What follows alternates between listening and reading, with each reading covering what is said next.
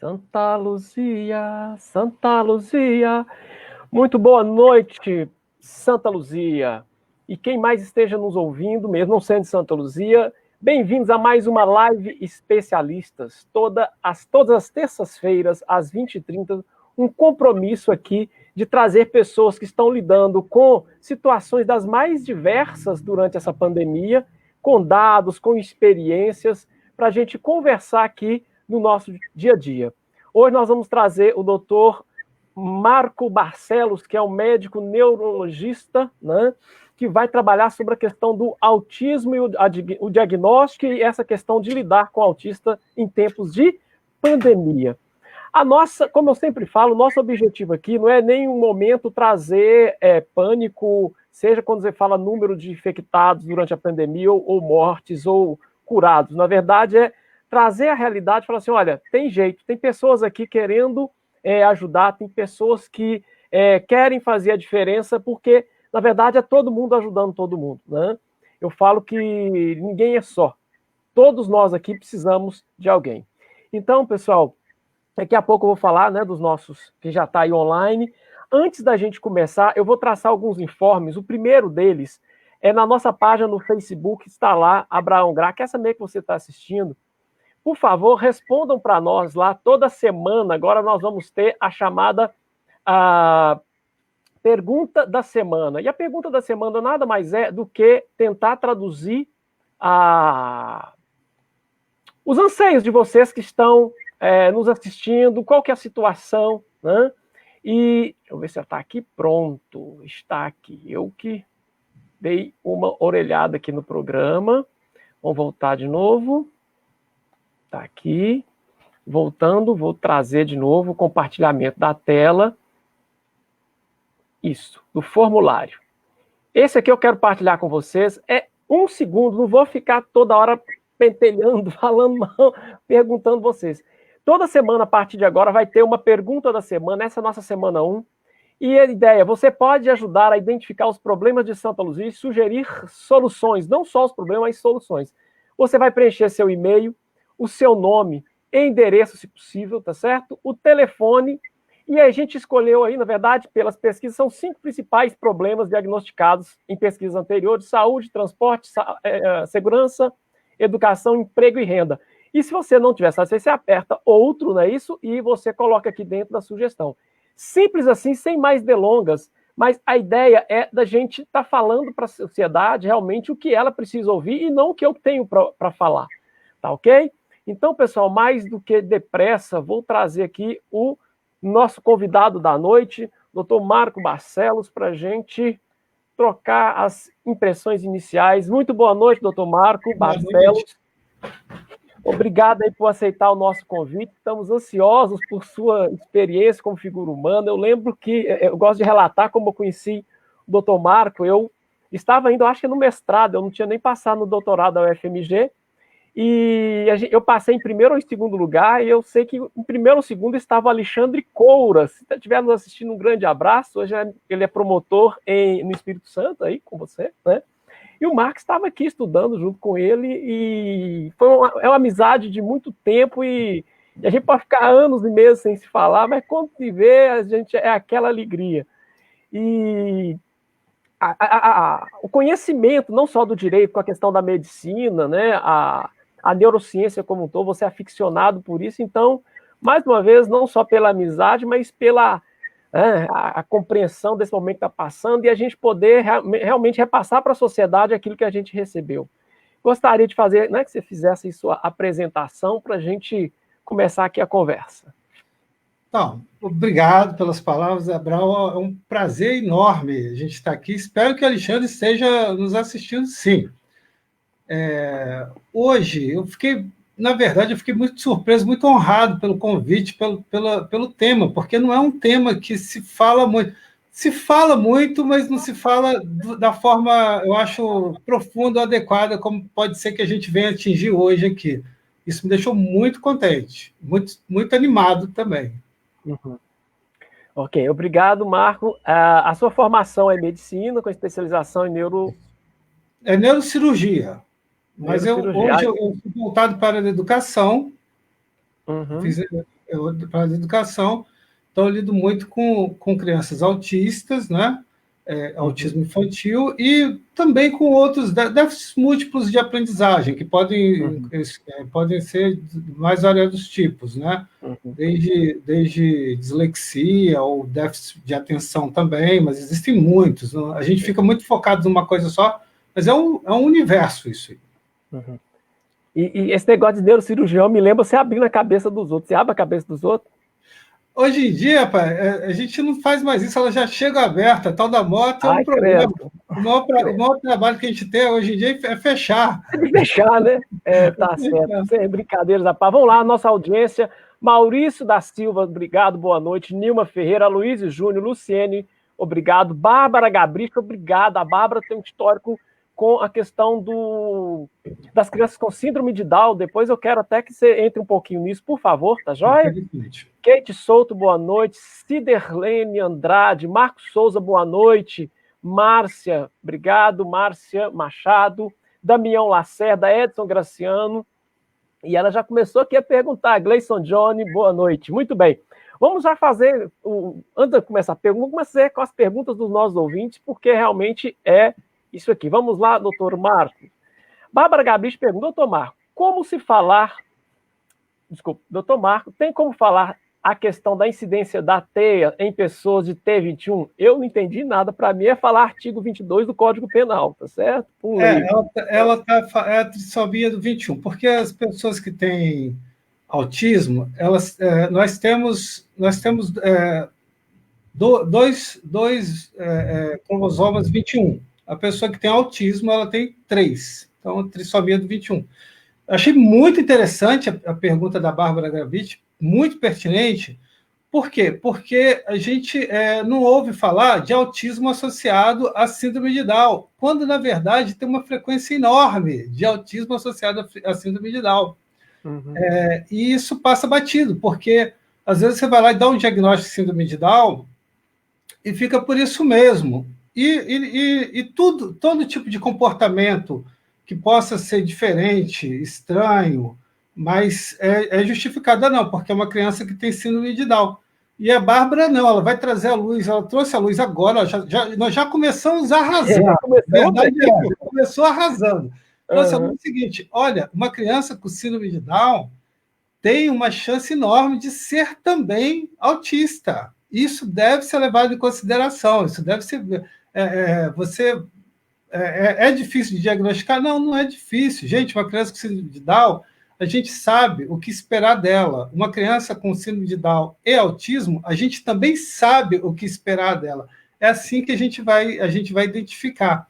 Uma coisa não foi perguntada aqui, mas já que a gente está falando de trissomia do 21, tem também muitos casos relacionados com, veja bem, com Alzheimer, a síndrome de Down. Por quê?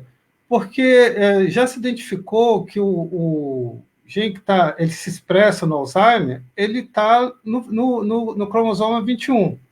Então, estatisticamente falando, Abraão, se você tem 2, que é o que as pessoas que não têm síndrome de Down têm, elas têm uma probabilidade X. Mas se você tem 3, você aumentou a sua probabilidade de ter também uma síndrome demencial como do tipo Alzheimer.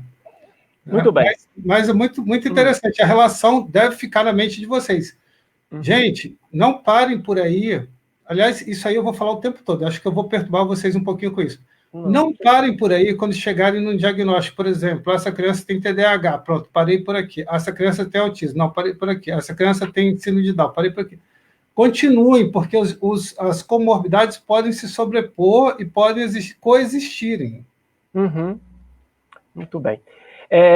Obrigado, Bárbara, por sua participação. Nós gravamos alguns vídeos das pessoas aqui de Santa Luzia que estão ligadas à luta. A Bárbara é uma delas. Nós temos o depoimento de uma mãe aqui também, que é a Liliane Marques. Eu vou colocar ele aqui, deixa eu ver se está no seu contexto. Vamos cá. Eu ainda partilhar a tela, ainda apanho disso aqui, mas a gente chega lá, né? Nada que a gente não aprende, né? A pandemia serve um pouco para isso, a gente aprender a lidar com isso. Vamos ver se é esse aqui. Esse mesmo. Tá dando para ver? Pelo menos? Tá vendo a tela, Marco? Estou vendo perfeitamente. Então, vamos colocar o áudio. Boa noite, doutor Marco. Boa noite, Abraão. Meu nome é Liliane. Eu tenho um filho autista com 14 anos, um adolescente. E como o assunto de vocês é diagnóstico, eu gostaria que o doutor Marco falasse um pouquinho sobre o diagnóstico, considerando os diferentes níveis de autismo. O autismo leve, o moderado e o grave. O meu filho foi diagnosticado com 7 anos, ele é Asperger, considerado autismo leve, e que, na minha opinião de mãe, não é tão leve assim. E o que eu não vou falar irrita, mas o que me magoa é escutar, nossa, mas parece que ele não é autista, nossa, como ele é tão inteligente, parece que não é autista. Então, eu gostaria que o Dr. Marco falasse um pouquinho sobre isso, sobre essa diferença, essa dificuldade de diagnóstico, considerando os diferentes níveis de autismo. Obrigada. Com a palavra, doutor Marco. Perfeito. Olha, depois que eu falar isso, eu posso levantar e ir embora. Eu queria falar sobre isso. Eu vou levar, depois que eu queria falar sobre isso. É o seguinte, sim, realmente existem os graus, né, que são critérios internacionalmente aceitos, que é o grau leve, moderado e grave. Gente, para você saber o que é um grau leve, moderado e grave, é simples, é só você chegar no Google e colocar grau leve, moderado e grave. O problema é que isso não vai dar certo na vida real, isso só vai dar certo no Google. Como a mãe do paciente já explicitou aí. O que acontece? O transtorno TEA, né, que a gente chama de transtorno do espectro autista, olha só, esse nome ele já dá o prelúdio do que a gente está lidando. Nós estamos lidando com tipos, com subtipos, e dentro de cada tipo e subtipo nós vamos ter uma intensidade diferente. Então, eu acho muito complicado eu chegar e falar assim, não, essa criança... Não, tudo bem, quando é uma coisa muito na cara, você fala, não, é o grau grave e tal, mas assim, eu acho muito complicado a gente usar essa classificação, eu acho muito complicado. Eu estimulo os meus pacientes, eu não sou aquele médico que não gosta que o paciente vá para o Google, não, eu estimulo aí. Mas... Sim, mas você fala assim, peraí, você vai achar os piores diagnósticos lá, vai pensar que é a pior coisa do mundo, que é, né, você já dá... Exatamente, porque o que acontece na vida real? Se eu pesquisar sobre uma doença, diabetes, olha, eu fui ao médico, eu acabei de descobrir, o médico falou, você é diabético. Se eu for lá, gente, eu vou ficar horrorizado, eu vou ficar taquicárdico, porque vai ter tudo sobre diabetes lá, e pode ser que não seja o meu diabetes. Pode ser que o meu diabetes eu tenha que tomar insulina, eu tenho que injetar uma injeção em mim todo dia. Pode ser que o meu diabetes basta eu tomar um comprimido, pode ser que basta eu emagrecer e mudar meus hábitos de vida que eu resolva. Então, dentro do diabetes, eu tenho o universo, mas no Google não vai estar assim. Pelo menos, vai estar. Se você procurar e vasculhar, vai estar, mas geralmente o que se encontra primeiro... É aquela primeira, né? Chapada, né? Aquela informação chapada, sem tratamento. O autismo não é diferente. Eu estou rodando um pouquinho, mas ainda tenho que voltar na pergunta dela. Vou dar uma rodadinha aqui, vou sair um pouquinho, vou escorregar um pouquinho. Por exemplo, se eu for colocar autismo, eu chego e falo, olha, mãezinha, seu filho tem um traço autista. Não, beleza. Então eu vou lá no Google e vou ver o que esse médico falou que meu filho tem. Fala, não, tem isso, tem. Ah, não, isso aqui meu filho não tem. Não, isso aqui também não tem. Ah, isso tem. Ela vai ficar confusa, ela vai falar, mas como assim? Por que não tem tudo? Gente, desculpe se colocar, desculpe a metáfora, mas assim, é como se fosse uma feijoada. Uma feijoada completa, está lá no Google, uma receita de feijoada completa. Pé de porco, carne de porco, não sei o que lá, não sei o que lá. De repente, a minha feijoadinha só tem o bacon. Ela não precisa ser completa. Pode ter isso, pode ter aquilo, pode não ter. E também tem a questão da comparação. Ah, o médico falou que o meu filho é autista. E eu tenho uma vizinha que o filho dela é autista. Mas eu olho para o meu filho e não tem nada a ver com o filho da vizinha. E é exatamente isso.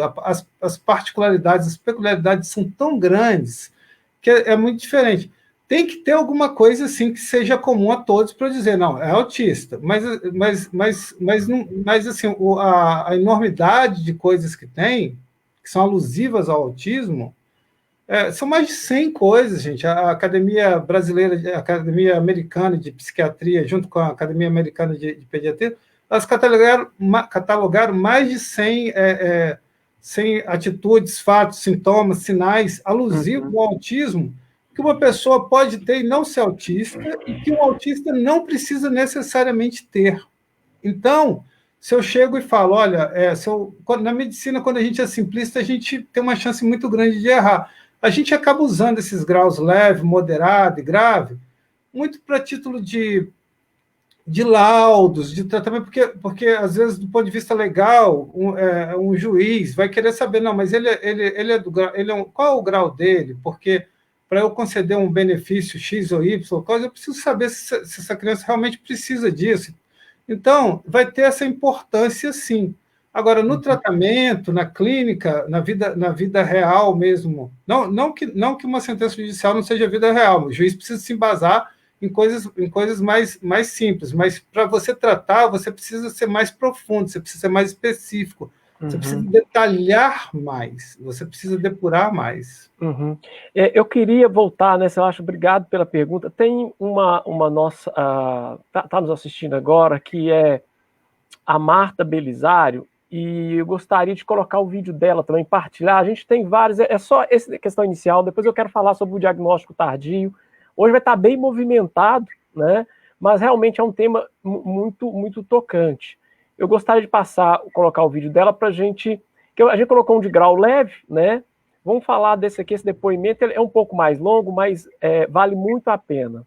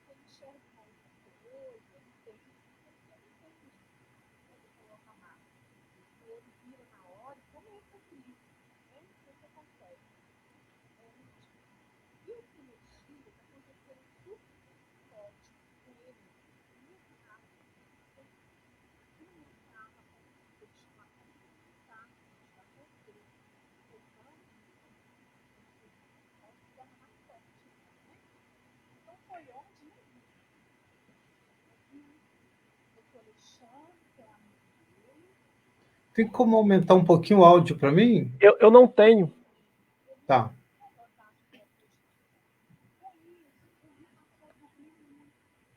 Manhã, tarde, noite, o tempo todo dormindo. O máximo que eu conseguia fazer Melhorou? com ele era trocar a fralda, até para hidratar ele estava difícil para alimentar. Então, eu fiz diferente. Eu comecei a tirar a medicação por conta própria, diminuir por conta própria, e passei a todo dia sair com ele. Eu saio de carro, dou volta, ele gosta muito de passar perto da fábrica da Pepsi, né, Gui? Ele gosta muito de passar em frente a Araújo. Ele tem muitas essas coisas, de ver Pertinho da Pepsi. pertinho da Pepsi propaganda, ele gosta muito. Então eu vou na porta da Araújo, pego aqueles folhetos de propaganda, aquilo ele passa o dia lendo as propagandas e tudo. São as formas que eu estou conseguindo. E agora ele tem filmes. Né, Gui, você tem quantos filmes para assistir aqui em casa agora? Agora ele tem uma assinatura que ele tem filmes, você está assistindo agora, conversando assistindo. Só que não é o suficiente. Não é o suficiente. Porque ele cobra mesmo ir para a escola, pega a mochila e surta. Não é pirraça, é surto psicótico, logo em seguida convulsões. Então é um pouquinho da minha experiência.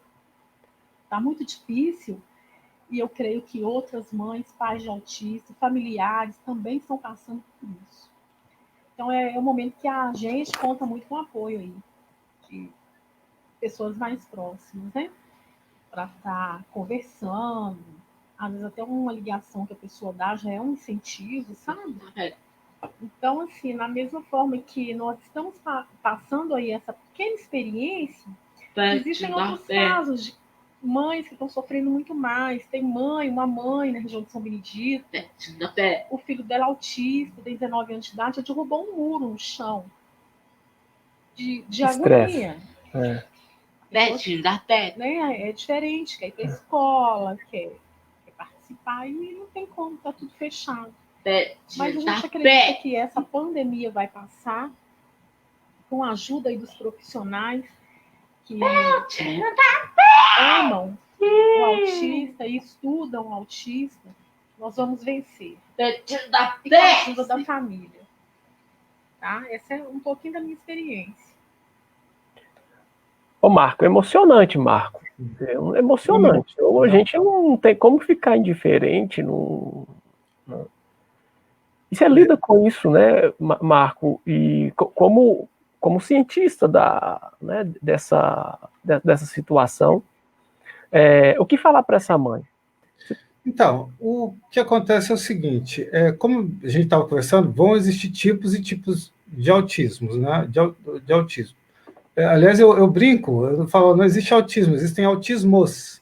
Uhum. No caso, ela tem um filho com diagnóstico de autismo, e o que ela chama de surto psicótico. Na verdade, é difícil para eu saber realmente se é um surto psicótico, porque é uma nomenclatura sendo muito técnica, sendo usada por uma pessoa leiga, pode ser que não seja esse o nome, mas, de qualquer forma, ela consegue transmitir o que ela quis passar, né? Que deve ser alguma coisa relacionada à agressividade, a um comportamento difícil de lidar naquele momento em que ocorre. Uhum. Mas, por um outro lado, o que acontece? Ela também menciona que ela retirou a medicação, que eu não sei qual era, mas ela retirou a medicação. A gente não tem hoje a cura do autismo, a gente tem um tratamento. O tratamento ele se baseia exatamente nisso, em evitar que uma criança ou mesmo um adulto, se for o caso desse tipo de autismo, que ele derrube um muro, que ele agrida, ou que ele se agrida, né, que ele se automutile, também, porque ele se machuca muito. Então, ela está até na nossa live aqui, ela deu uma outra informação. Ele tem 16 anos, tem síndrome de West e hidrocefalia. Ótimo, obrigado, Marta. Então, o que acontece? A síndrome de West é uma característica... O que também... da mesma forma que pouco se fala que quem tem síndrome de Down pode ter autismo, e, gente, comecem a abrir o olho para isso, tá? É importante, essa informação é muito importante. Quem nos deu toque foi a Bárbara Gabrich, né? Dessa vinculação. Ela já começou brilhando já. Porque ela fala muito a questão do autismo, mas não fala a questão da síndrome de Down, né? E você está trazendo essa informação que é realmente... porque às vezes você tem uma criança que tem síndrome de Down, aí você acha que todo comportamento que ela está tendo é porque ela tem síndrome de Down. E às vezes não, ela é uma criança com síndrome de Down autista. E é comum. O pior é isso, é comum, não é incomum. E da mesma forma, o autismo, é comum você ter autismo e epilepsia. Ela está citando aí síndrome de West. Mais uma vez, eu vou pelo que ela está falando, não tem como eu afirmar, não tem como eu negar. Sim, a gente está numa conversa, né? Não tem como, é lógico. Ela falou que é, então para mim tá bom. Então, mas o fato é, se eu pensei em síndrome de West, eu estou pensando em epilepsia. Então, é um autista que tem epilepsia, e ela falou uma outra coisa, hidrocefalia, né?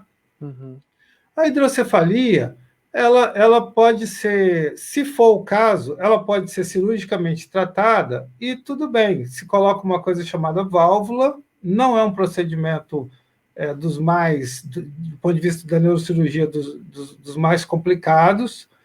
Longe de mim falar que um procedimento cirúrgico está sem risco ou sem complicação, mas é uma coisa que dá para resolver. Né? Tem coisas que não dá para resolver, hidrocefalia dá para resolver. A menos que seja uma coisa que houve quando foi diagnosticada quando mais jovem e que agora já está, como é que se diz? Já está resolvida, né? Estabilizado. Já está estabilizado. Eu perdi seu vídeo, você está me vendo? Ainda deve estar. Estou te vendo. Tá bom, eu perdi seu vídeo. Então, agora, eu acho importante ver, porque é o seguinte, o ideal é que uma criança, mesmo que ela tenha, que ela possa vir a ser agressiva ou ter crises, a gente consegue resolver isso com o quê? Com a medicação. Então, tem que rever a medicação que foi dada, tem que ver se não tem que mudar ou a dose, ou a forma de dar, os horários, e ver se ou o tipo de medicação. Eu faço um apelo, não vá retirando a medicação. Aqui, ó, acabou de mostrar aqui, ó. Pera aí. Eu tô sem vídeo, tá aparecendo. Um vídeo? Consigo. Meu filho é autista em grau severo. Meia hora atrás teve um surto psicótico, estava muito bem, de repente aconteceu. Pode ter a ver com a questão da medicação, não é isso, Mar? Exato. No caso, o que acontece? A medicação é para evitar exatamente isso. Existem medicações que funcionam para evitar exatamente isso. Medicação, não tem jeito. Medicação traz efeitos colaterais? Traz efeitos colaterais. Aí a gente tem que pesar o risco e o benefício de usar uma medicação nesse caso, e qual tipo de medicação usar. Porque eu posso usar uma medicação X numa criança e super bem, e essa mesma medicação na outra criança pode dar um efeito contrário. Imagine, pode agitar essa criança. Eu tenho casos em que eu uso medicação que numa tranquiliza, para com esses surtos, tira a epilepsia, e eu uso a mesma medicação, a mesma dosagem na outra criança e agita aquela criança. Aí eu tenho que ter mais uma segunda, uma terceira, eu tenho que ter um plano A, B, C, D, E, para ir usando. O que eu não posso é falar assim, não, olha, esse remédio não deu certo, ou ele trouxe tal problema para o meu filho, que isso realmente acontece, então eu não vou dar mais remédio nenhum. Não, gente, vamos fazer o seguinte, esse remédio não deu certo, então eu vou conversar com o meu médico e ver se a gente consegue ir para uma segunda opção, uma terceira opção. Muito bem. Uma coisa que eu gostaria de tocar, um tema que realmente é sensível nessa área, autismo, diagnóstico tardio.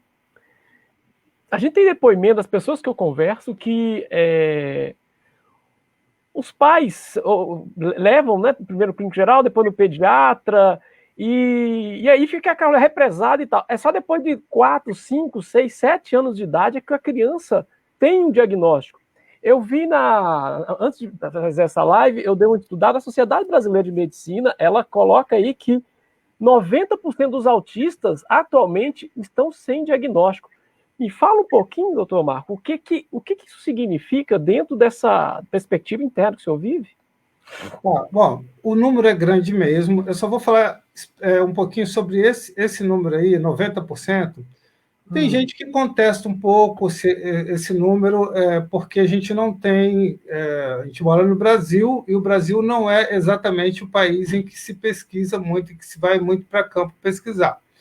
Então, esse número pode ser contestado? Pode ser contestado. É uma estimativa? É uma estimativa, mas o que a gente sabe é que o número pode até não ser 90%, mas a gente sabe que é muito alto mesmo.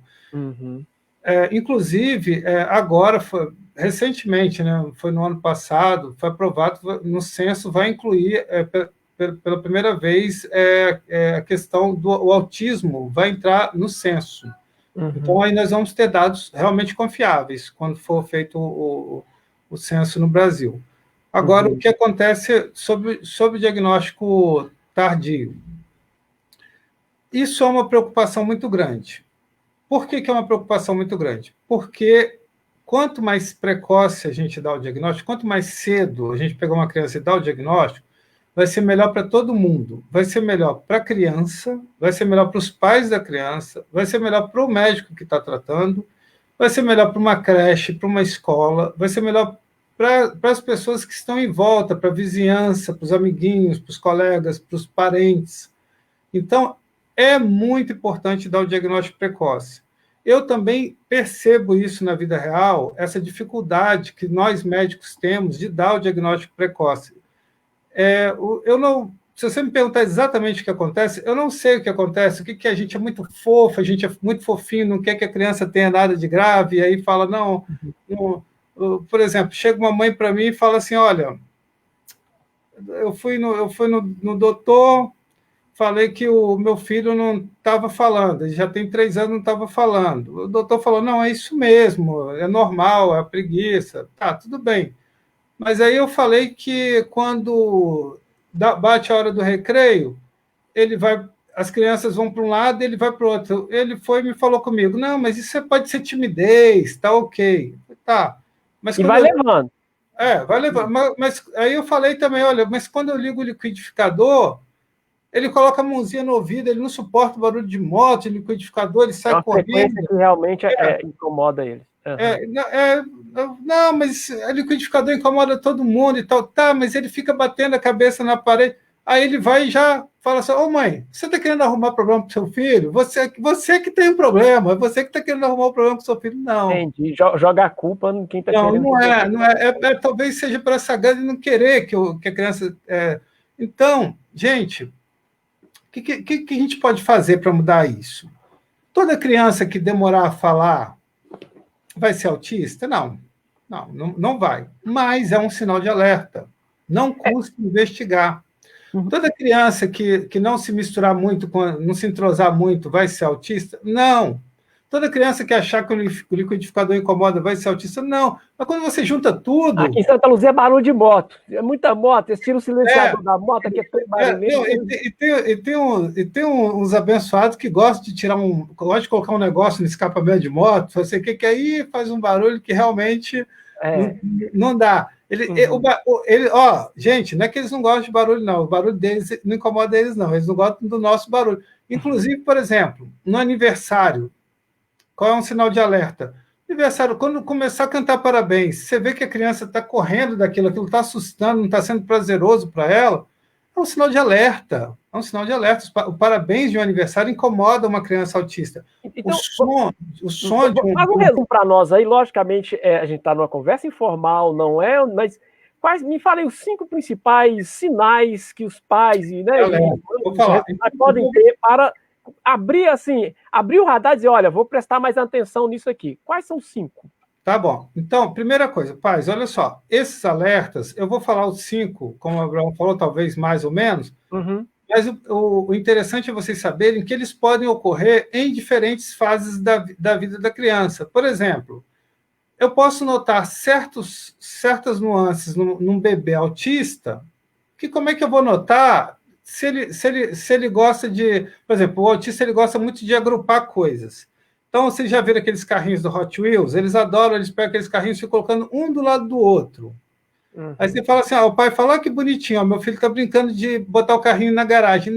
Não tá. O autista ele é um grande organizador, ele gosta de organizar as coisas. Eu tenho um vídeo do seu consultório, eu vou colocar no final aqui. Isso aí vale a pena, é verdade. Tá. Ele gosta de colocar. Então, ele pega objetos mais ou menos do mesmo formato, ele identifica, por exemplo, às vezes, quando podia, né, no meu consultório, tinha um monte de brinquedos especiais, agora não dá, né?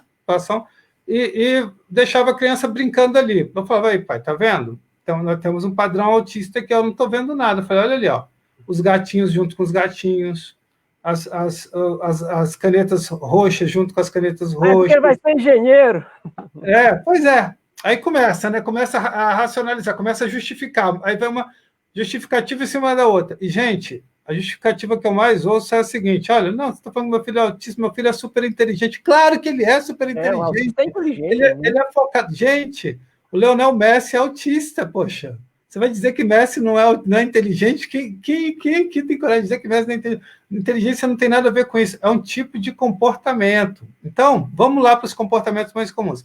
Se for muito novinho, pode acontecer. É comum uma criança, quando a mãe tá amamentando, às vezes não amamenta, né? Tem isso também. Mas quando a mamãe está amamentando, a criança olha no olho dela e tal. Às vezes ela está olhando para a criança. Comunicação visual, né? Exato. E a criança não está olhando para o nada. Isso já é um sinal de alerta. Olha só, nós estamos falando de um sinal de alerta de um lactente. Olha quão precoce a gente consegue ir.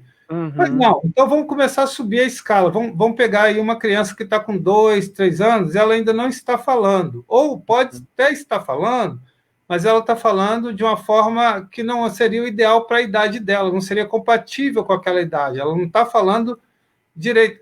Isso não deve ser subestimado. Lembrem-se. Tem que juntar o conjunto, né? É o conjunto que. Aí não é para dizer, olha, uma criança que não fala até os 3 anos, até os 2 anos, ela é autista. Não, gente, não é isso, mas é para você ficar alerta e querer uma opinião de alguém que mexa com isso, de um tipo de médico que lide com autismo, porque às vezes pode ter um neurocirurgião que é acostumado, super operar tumor e tal, mas não é o lance dele, não é autismo. No direito pode ter vários tipos de especialidades, na medicina pode ter também, e subespecialidades e tal, pode ter também. Então, de repente, é ideal pesquisar, olha, não vou levar em qualquer meio, vou levar num que tem já um certo histórico de que mexe com esse tipo de coisa, né? Para poder identificar. E aí, vamos mais, já falei uma coisa. Amamentar? Não fazer contato com os olhos pode estar presente em várias fases da vida.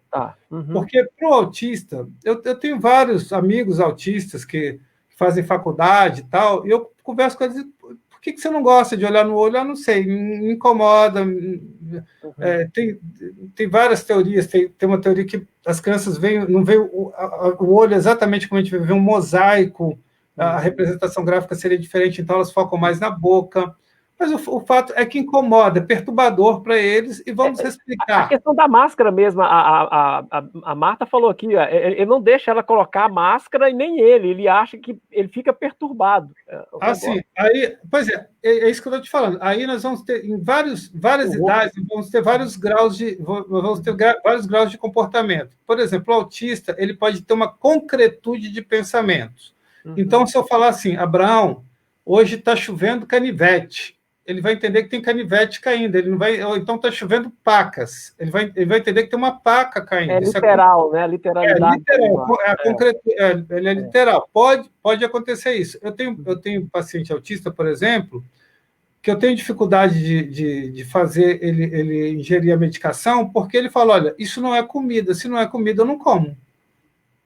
É lógico, eles vão muito para o lado da lógica, né? Eles são muito lógicos, se não é comida, eu não como. E aí você tem que entrar com uma equipe multidisciplinar, o médico é só uma ponta no iceberg, né? Existe uma equipe multidisciplinar para a gente resolver isso aí. Então, eu estou cheio de participação, que eu fico doido para ler, mas, gente, só um pouquinho, eu vou responder todo, por favor. Deixa eu fechar aqui, olha, eu vou falar para vocês alguns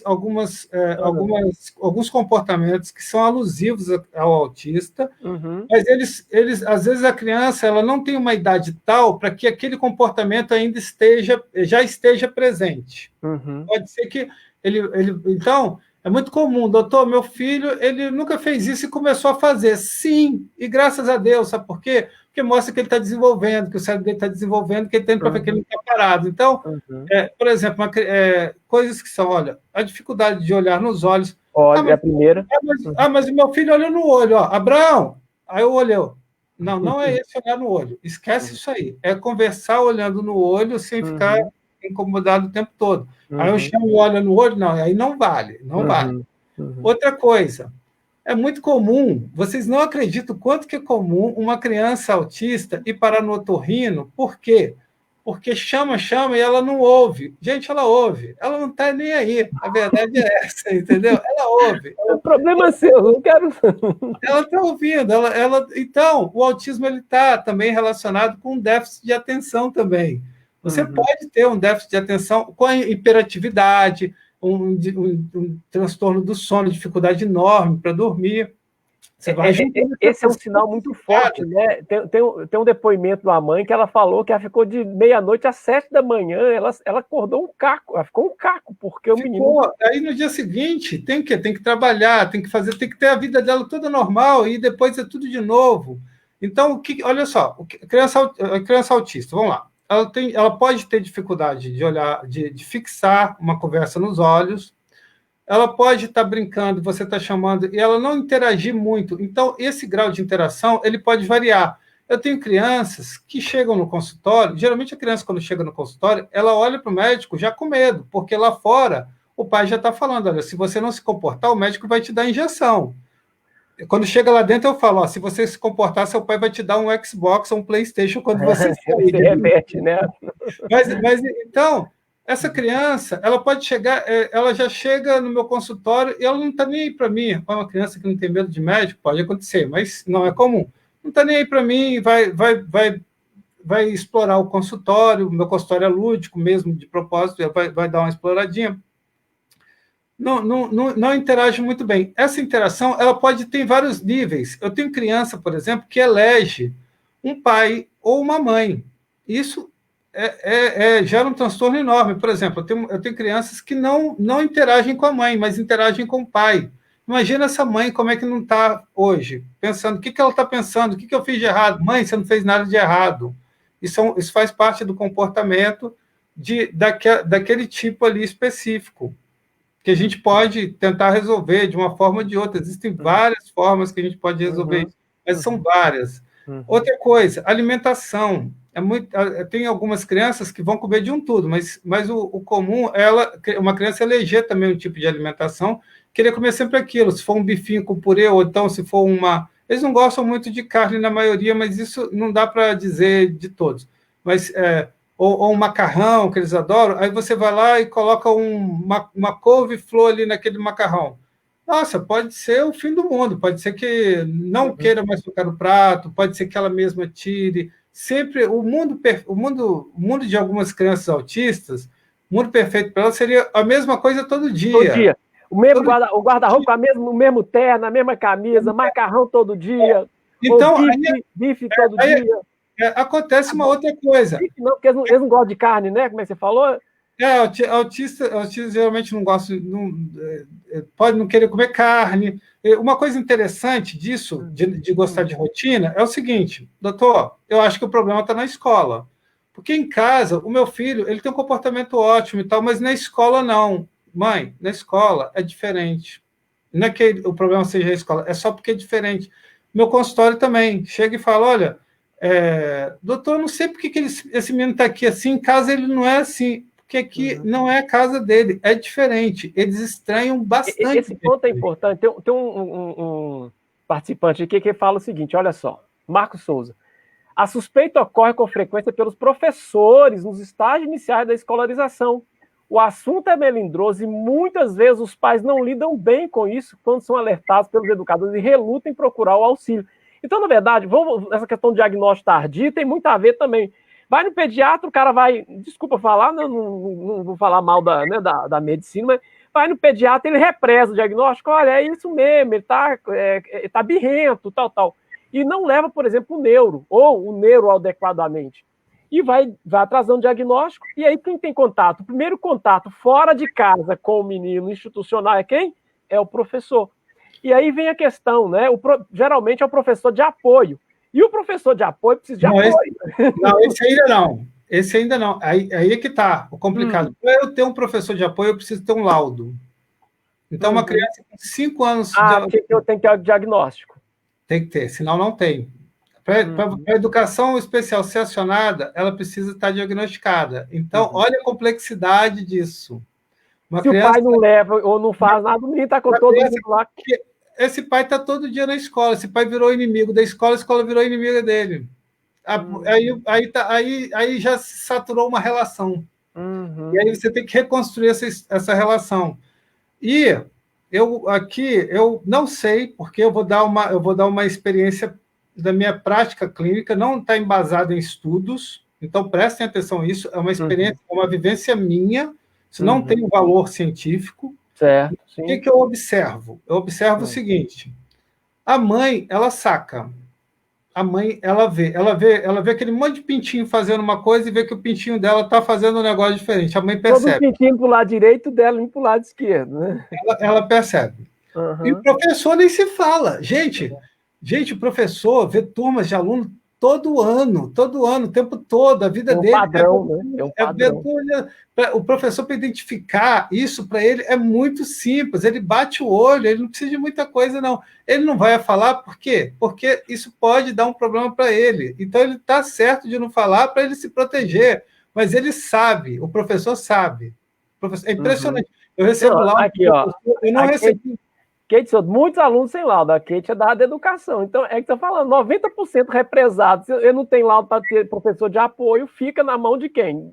Pois é, eu não sei como é que funciona na educação essa questão do laudo, porque para a escola poder liberar o professor, ela tem que ter um laudo. Talvez tem que ter um repasse, e esse repasse tem que estar oficializado na Secretaria de Educação e tal. Então, por isso a formalidade do laudo. Mas, exato, é isso. E se você não tem o diagnóstico, não dá o laudo, fica o professor com uma criança, se for o caso, hiperativa, porque os autistas podem ser hiperativos. Gente, eu não sei se o meu filho é ou hiperativo, ou autista, ou síndrome de Down. Ele pode ser isso tudo. Ele pode ser autista. Pode ser nada. Pode não ser nada. Mas ele pode ser autista e hiperativo. Ele não precisa ser um ou outro.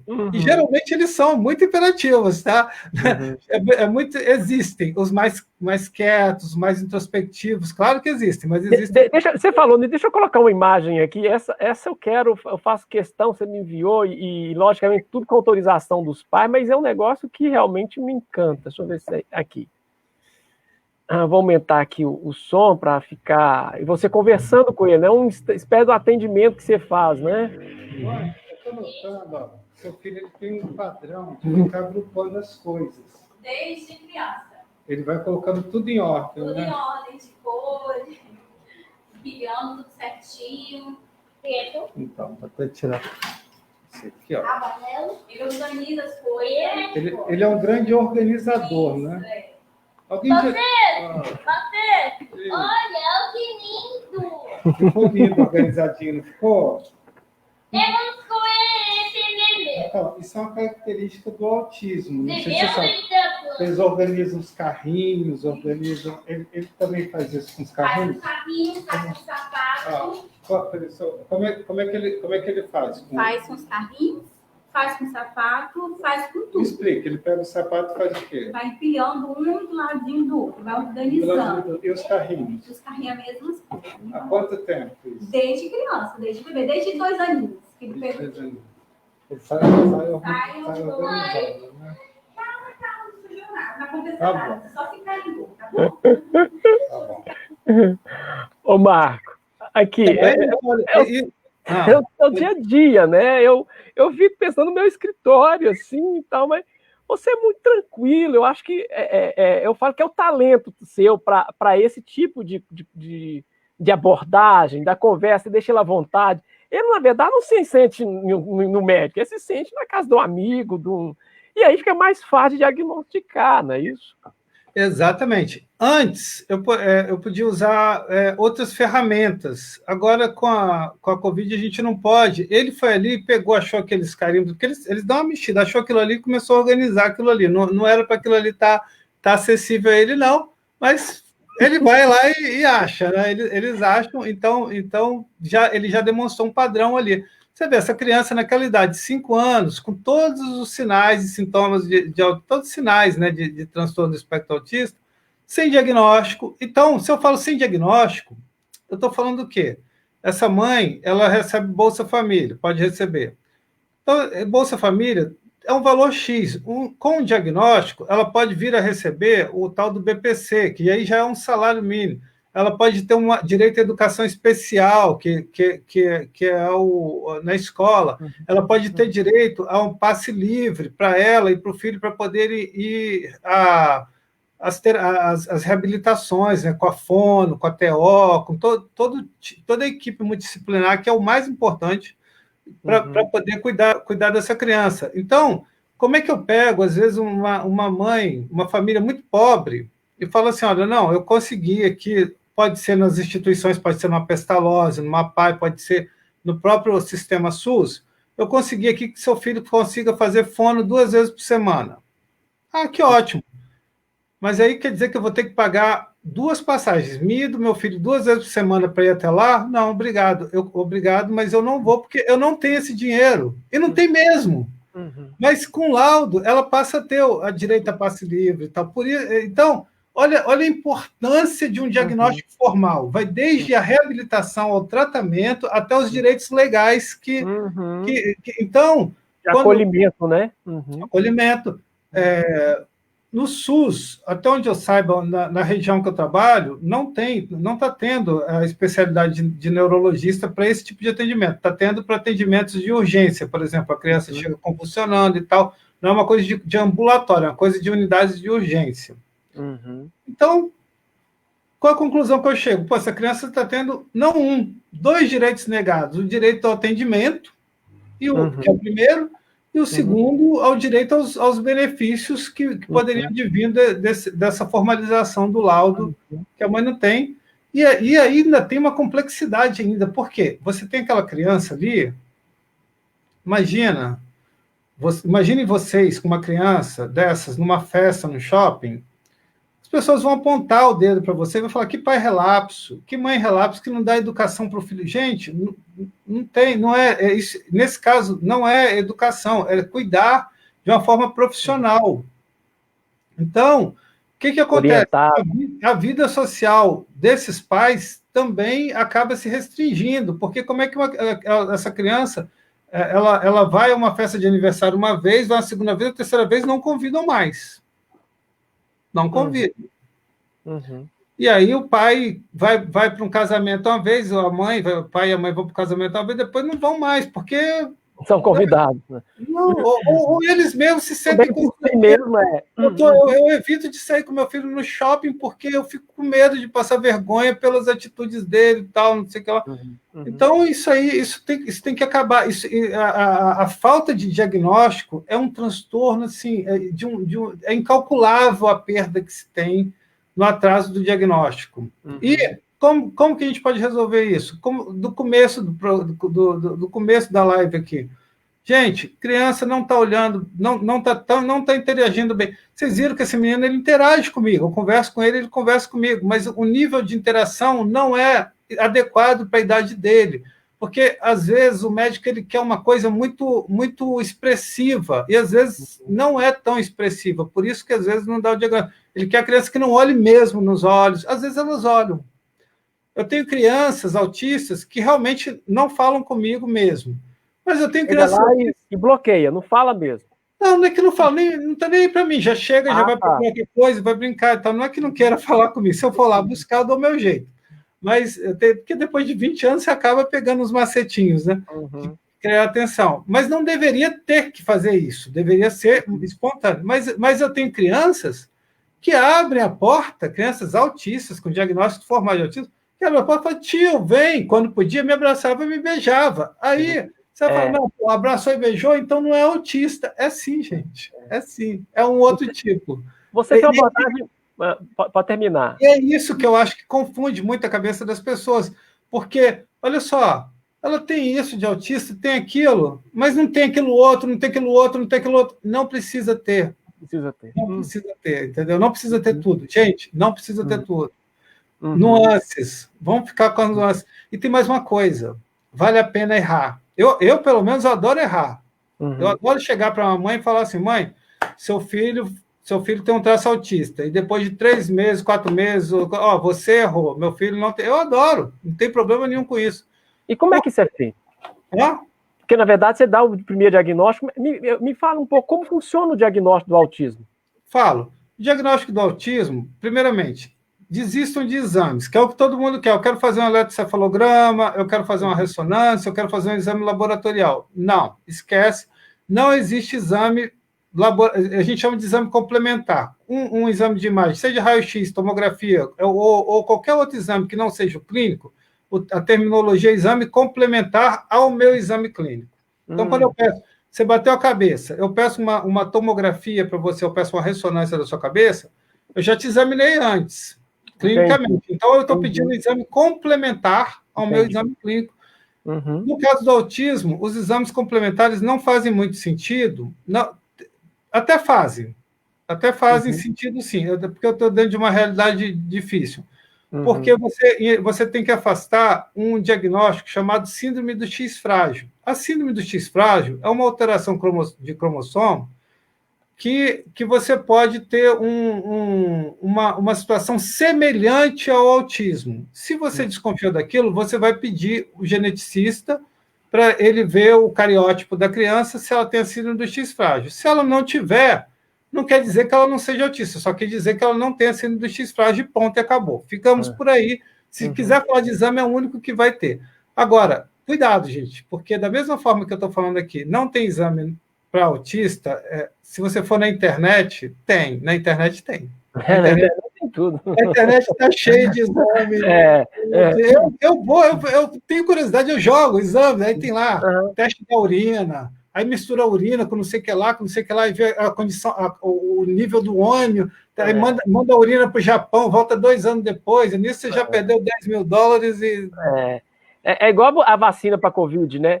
Eu gostaria de passar um outro vídeo de depoimentos de mães. Lembrando, pessoal, quem está nos assistindo, daqui a pouco a gente vai responder, não vou ficar por conta, mas essa abordagem inicial é importante porque é um procedimento padrão e ter acesso ao médico como o Dr. Marco é muito complicado, eu sei disso, nós vamos responder todos, tá certo? Olha só, gostaria de passar aquele vídeo de 2 mães com depoimento, a gente vai passar eles em sequência, aí a gente fecha essa parte dos depoimentos, tá bom, Marco? Okay. Tudo isso é com autorização dos pais, tá certo? As pessoas que estão aparecendo aqui, elas autorizaram. Mãe, você tem uma filhinha que você trata autismo nela, né? Isso. Então, ela está com quantos anos hoje? 6 anos. E há quanto tempo que você já trata autismo nela? Já tem uns 4 anos. 4 anos? Sim. Então, você começou a tratar, ela tinha quantos anos? Tinha 3. 3 anos. Foi fácil os médicos entenderem que ela tinha autismo? Não foi fácil. Você pode explicar a sua saga? Como é que foi? Como é que você começou a ver?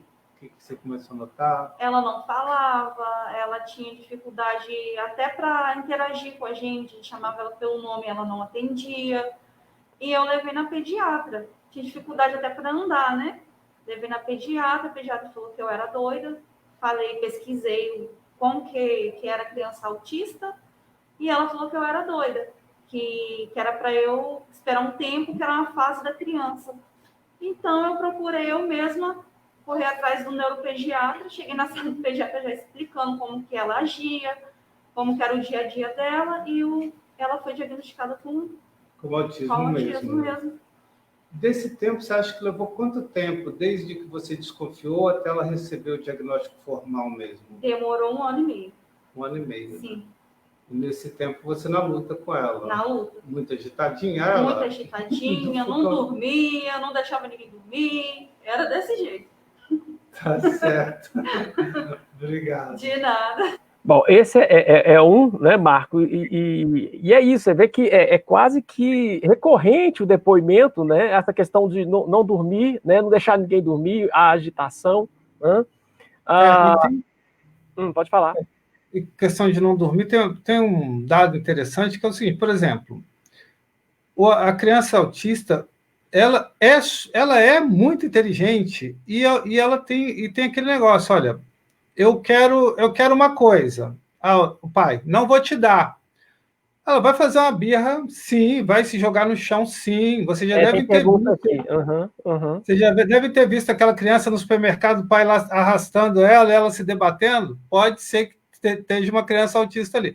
Então, o que acontece? Elas são muito contundentes quando elas querem alguma coisa. E, se você ceder, aí você virou refém, porque ela descobriu, então, quando ele não me der, é só eu fazer assim, né? Descobre a fórmula. Entendi. Dessa brincadeira aí, eu tenho pai que acorda 3 horas da manhã e tem que dar volta no quarteirão com o filho para ele acalmar no carro. Tem pai que tem que ficar 1 hora dando banho. Isso não deve ser estimulado, gente. Isso não deve ser, porque você está reforçando um comportamento que não deveria ser reforçado. É duro ouvir uma criança, elas são barulhentas, elas são estridentes, elas são. Mas se você ceder, você vai ficar refém. Você vai ficar refém desse tipo de comportamento. Então, eu estou aqui dando uma dica. Longe de mim querer ensinar um pai a educar um filho. Mas fica essa dica aí. Vou para o outro vídeo, é o último que a gente vai passar, e a gente vai para as perguntas, tá bom, Marco? Por favor, que temos muitas perguntas a responder. A tarefa aí. Vamos lá, essa é outra mãe, né? Tem um filhinho, né? Que tem um autista. Já foi ao médico. E você já foi vários médicos? Já levei. E o que eles falam quando você sugere que pode ser autismo? Não? Eles nunca falaram para mim que ele era autista. Eu sempre reclamei da fala, pedindo para esperar ele até 5 anos para ver, precisava fazer alguma consulta com ele. Aí eu esperei até os 5 anos, mas nunca falaram que ele era autista. E desde quando que você está procurando isso? Tem muito tempo, já tem 1 ano na fila de espera. Não, estou falando assim, que você já levou no pediatra a primeira vez? Desde bebê, desde quando ele nasceu, você já notou que era diferente? Ele não dormia, ele chorava muito, ele acordava meia-noite, eu dormia 7 horas da manhã, chorando. O barulho incomodava ele? Incomoda. Até hoje, para falar de liquidificador, barulho de liquidificador. Incomoda. O que acontece com o barulho de liquidificador? Ele tampa o ouvido. Ele tampa o ouvido. Faz como ele faz? Ele faz assim e pede para me desligar. Tem muito barulho, tipo de moto também? Moto, qualquer barulho de liquidificador. Se eu fazer um barulho de arrastar a cadeira muito forte, ele reclama. Na escola, se mistura com as crianças? Estuda. Brinca, às vezes não brinca. É muito inquieto na sala de aula. Pede para beber água no banheiro toda hora. Só para passear. Ligado 220. 220. E ele começou a falar com quantos anos? Eu tenho de 3 para 4 anos. 3 para 4 anos. Você está falando direitinho ou tem essa dificuldade? Tem muita dificuldade ainda. E quando você falava essas coisas para os médicos, que eles não falavam? Eles só falavam, olha, ele não fala, tem muita dificuldade, ele aponta as coisas. Não, mas quando você fala para o médico, logo meu filho não está falando ainda. Um dia vai esperar até 5 anos. Que era o normal, tem criança que demorava a falar, tem criança que não demorava a falar já, e para esperar. Esse negócio do barulho, quando você falava, o que eles falavam? Poderia ser dele mesmo. Poderia ser dele mesmo. Por isso que até hoje eu não corri atrás muito assim. Então você não tem laudo, você não tem direito a nada. Não, unicamente, que ela falou, olha, eu vou te dar o laudo, né, para você levar ele para ver direitinho. Só que ela falou assim, olha, eu olhando para ele, para mim ele não tem nada. Mas eu pedi o laudo, né, pedi o caminhamento, ela me deu o caminhamento, levei para o SUS. Tem 1 ano, eu esperando pelo SUS, falei, não, vou pagar. Eu espero só que hoje. Tá bom. Tá bom? Obrigado. Ela falou um tanto de coisa aí. Primeiro que a questão do SUS é muito séria. Você vai esperar 1 ano e os direitos dele vão estar também sendo tolhidos, então, né? Eu só queria fazer um adendo aqui, porque você já comentou, eu já comentei, e ela comentou, que é o seguinte, é uma questão que fala assim, a criança não dorme. Pô, quem tem pai...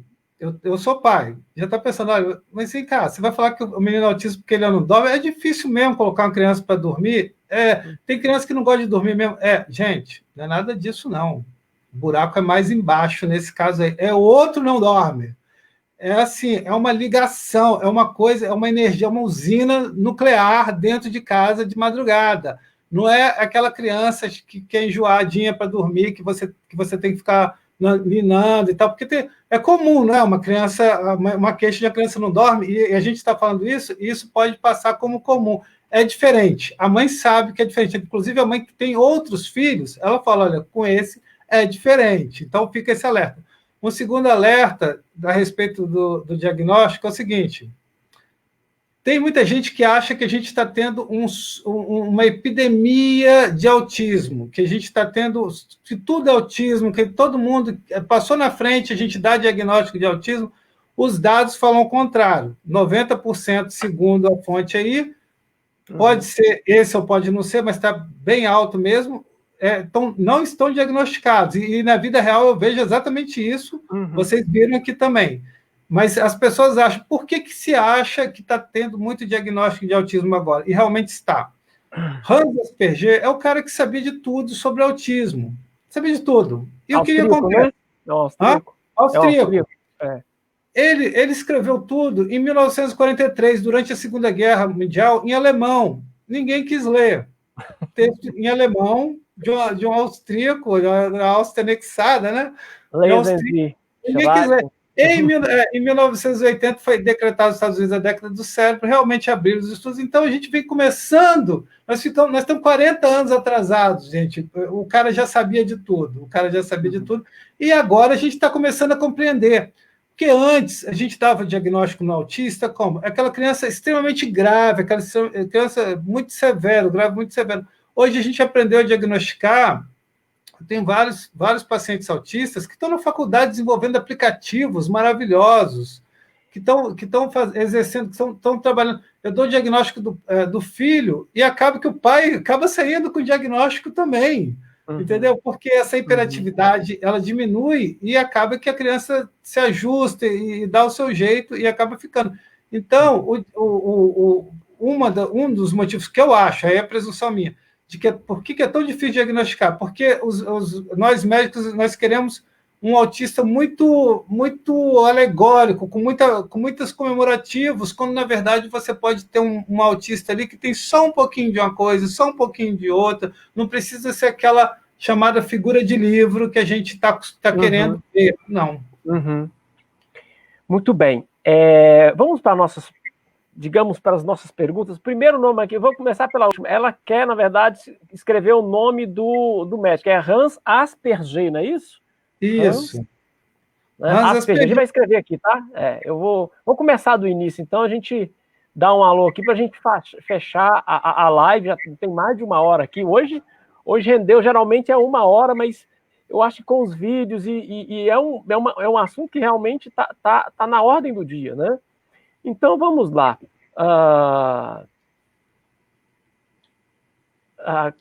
Só lembrando que, desculpa, o Marcos Mignoli conseguiu aprovar uma carteirinha universal para autista. Isso foi aprovado recentemente no Congresso Nacional, porque o autista ele tem, por lei, direito a várias coisas, inclusive, portanto, essa carteirinha, a ter preferência em atendimentos. Imagina, você está numa fila com uma criança dessas, né? Difícil. Muito bem. Romário Pereira, boa noite. Alessandro de Oliveira, é muito importante o seu relato. Souza Tereza, Gui, meu príncipe, sou professor, adoro estar na escola também. Poet Politics Wisdom, sim, mudança de rotina. Alessandra de Oliveira, essa pandemia acabou com a rotina deles. Ana Cibele, autista sem rotina fica muito difícil. Cabachita, boa noite, obrigado pela sua audiência. Ana Cibele, medicação é fundamental para a evolução deles. É aqui que você falou, né? Você tem que sempre acompanhar, mas jamais tirar para não ter aqueles efeitos dos mais terríveis, né? Exato. Nelma Machado, boa noite. Aqui, tá, vem o Marcos mais uma vez. Penso que deveria haver um fomento pelo poder público à formação continuada dos professores. Sou pós-graduando na área de neurociências aplicadas à aprendizagem e vejo que professores com embasamento podem favorecer o diagnóstico precoce e potencializar o desenvolvimento do aluno. É muito bom o seu comentário, obrigado. Está dentro do que a gente conversou, né, Marco? Super. O problema do professor é a interface com o pai, porque às vezes o pai é muito complicado para o professor chegar para um pai e falar alguma coisa assim. Aliás, eu acho que a orientação da escola correta até é não falar mesmo. Isso pode gerar um processo, gente. O professor pode estar submetido a um processo, porque o pai pode se revoltar tanto. E agora eu vou falar uma coisa para vocês também de observação da minha prática. A mãe ela sabe que o menino é autista, como a gente estava falando, mas o pai tem uma dificuldade enorme. Então, toda vez que vai a mãe, meu consultório não vai pai, só vai mãe, para começar. Não vai pai. Meu filho não tem nada. Gente, não é assim, cara. Minhas crianças autistas são maravilhosas, não tem problema nenhum. Mas a abordagem equivocada diz respeito. O professor falar diretamente ao aluno é equivocado, juridicamente. Não. O professor reportar o especialista, a direção tomar conta, aí marcar uma reunião e falar, aí, isso aí, juridicamente, não tem nenhum problema. Não sei como.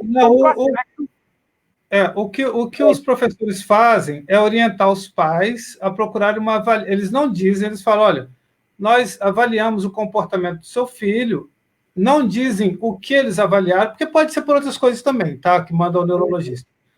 E nós gostaríamos de um parecer da neurologia ou da psiquiatria, que também mexe bastante com isso, da psiquiatria, que é comportamental, coisa de comportamento. Hoje eu estou falando como neurologista que sou, mas é da psiquiatria. Então, eles encaminham ao psiquiatra, mas de uma forma genérica. Eles não dizem, estou encaminhando porque eu acho que tem isso ou tem aquilo. Não, entendi. A abordagem da escola não é no sentido de falar que tem um diagnóstico, óbvio, nem poderia, mas ele fala, olha, procura por causa disso e disso e disso. Está fora do padrão, né? Está fora da curva. E tem casos em que a agressividade pode ser tão grande que a criança às vezes fala, olha, nós não vamos... Isso depende, claro, de reuniões entre eles e tal, pode chegar ao caso de falar, olha, nós não vamos aceitar que essa criança volte a frequentar a escola até você vir com um relatório de um médico dizendo que ela pode estar tranquila e tal. Mas isso não é por querer mal a criança, é por querer bem a criança, porque o pai ele tem muita resistência. O pai, a mãe tem menos. É engraçado, muita gente me pergunta, vem cá, a mãe sofre muito quando você fala que o filho é autista? Sofre. E como é que é? Qual o sentimento que ela tem? Aliviada, de alívio. É todas que eu pergunto. Como é que você está sentindo? Estou sentindo alívio. Sabe por quê, doutor? Porque eu sempre soube. Eu sempre soube. Eu só precisava de alguém dizer. Ela sabe. Isso é muito forte, né? Isso é muito forte. Isso para toda mãe que eu perguntar, ela vai me responder isso. É impressionante. Para o pai, não. E eu previno a mãe. Eu falo, mãe, você vai chegar agora e vai falar para o pai do seu filho que o médico falou que ele tem um traço autista. E o pai dele vai brigar com você. Fala, não, meu filho não tem nada, esse médico aqui é doido, não vou dar remédio. Eu não sei por que nós homens somos assim, entendeu? Eu sei que as mulheres... gente, sério, às vezes vem um pai... Não dá para generalizar, né? Às vezes vem um pai com uma criança, porque a mãe não pôde vir trabalhar, aí o pai vem, doutor, eu posso ligar para a mãe dele para falar o que meu filho tem? Coloca no telefone no seu ouvido. Ou então vem com texto escrito. Nós, homens, a gente não acha nem manteiga na geladeira, gente. A gente não tem como comparar com as mulheres. A mulher tem a visão de longe. O feminino aí é muito forte, é sim. A Márcia está perguntando, o que faz uma criança nascer portadora de autismo? É genética? Pois é, a gente não tem essa resposta, a gente tem essa tendência a achar que é de origem genética.